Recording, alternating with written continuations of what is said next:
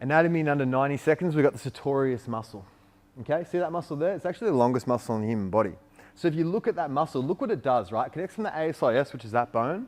Okay, it crosses, let's say this one, right? It crosses around the front and connects in the medial side of the tibia there, okay? Sartor in Latin means tailor, because a tailor sits like this, right?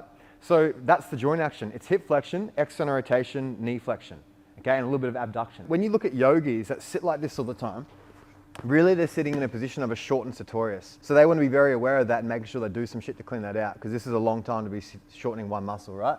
So what it does is it flexes the hip, okay? It externally rotates the hip, and it's a tibial internal rotator and a knee flexor. So that's the way you can sort of think about it. And it's also a weak abductor. And to sort of think like and say, oh, it's an abduction, it does that. But actually visualize it like, since it crosses from there to there, the only abduction it could get really is from there, because then the fibers line up. Like it can't go further than that. So it would be a weak abductor from about here till they line up. Okay, it bends the knee only to there, obviously, because once it's ASIS height, it can't go higher than that. So anything higher than that has to be something above it, which is psoas, okay, and a tibial internal rotator.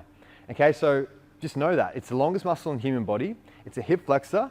It's an external rotator, because remember, if that shortens, it has to, like, you got to bring those 2 points together. So it has to pull it into external rotation and a bit of tibial internal rotation with knee flexion. Okay, so sometimes when I do like a Thomas test where I lay someone on the back of the table, I'll let their leg hang and see what hangs and what way it does it. Then I know what hip flexors could be short and could not be doing their job.